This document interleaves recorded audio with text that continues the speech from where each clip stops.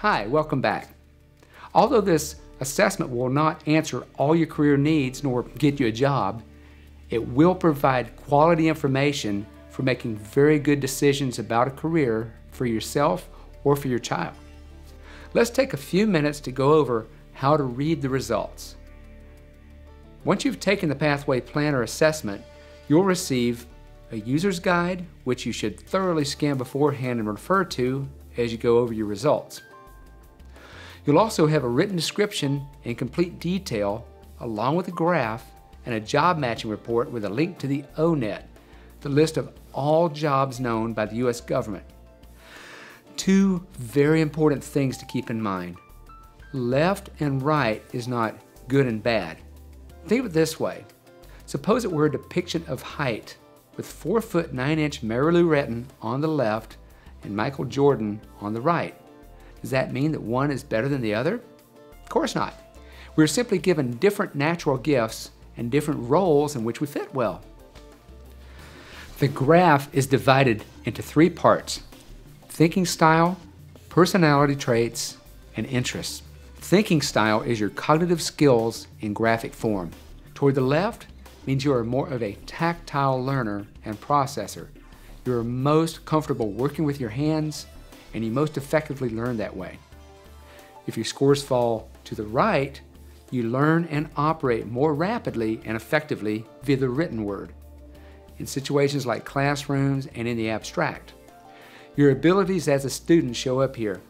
More about that in a moment. Personality is equally important. Once again, where your results fall is not good or bad, but simply different. Read closely about each of the items in the user's guide. For example, look carefully at what we mean by energy level.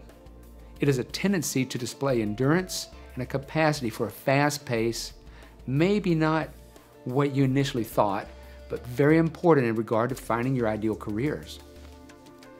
It is here in personality section where I learned how I was mismatched in a career for over 25 years, if I'd only known then. This graph is fine-tuned to specific fields of study and careers, and you will see this played out very specifically in the job matching section, which brings us to the most important point of all. Think chords, not notes. That is, look just beyond the information given. Use it collectively, in combination, like keys on a piano to make songs. Combine portions of the results like building blocks to compose great career paths, like you use notes and keys to make chords and songs. What do I mean? Suppose it says you're well suited to be, say, an accountant, but you are really interested in the theater.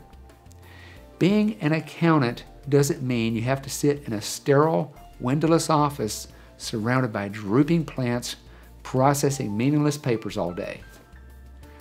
Broadway needs people to manage finances. There are fulfilling roles associated directly with the theater. Why not use your talents to secure a position in theater operations? Or be a financial expert in the industry, right in the center of it all, in a secure role with loads of respect and stability to match. You'll learn and use the ins and outs of the theater to go as far as you wish. Imagine theater groups turning to you. Sports teams need therapists. Governments and politicians need web developers. Environmental organizations need technical agricultural experts. They all have go-to experts of all sorts, influential, needed, and well compensated. The connection between your traits and particular jobs is not always intuitive.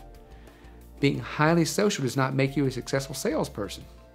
Interests is only a minor part of the equation. For most people, they change year to year, sometimes even month to month, but it is still part of the picture. We recently assessed a college student who loved his advertising classes, but his results showed he'd be neither happy nor effective as an ad agent. Why?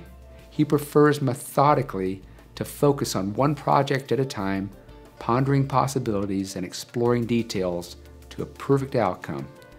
The hectic pace required of an agent would not be for him. with a dozen looming deadlines each maddening day. He may have been influenced by episodes of the TV show Mad Men, but who knows? What can he do? He can focus on his strengths, build up his skill set, and use it effectively in a role he can connect to advertising. Maybe a single product expert or an in-house campaign manager. Finally, you'll see the job matching report. Here is where you see how your combination of cognitive skills, personality, and interests make you a good fit for certain career paths.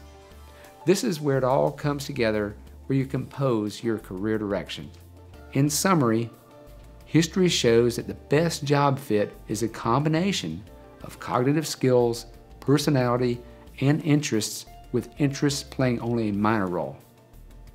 So before you begin to interpret it all, remember to use all the results effectively. Be creative with this valuable information.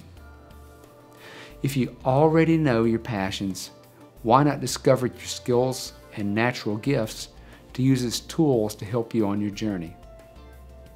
Think chords, not notes.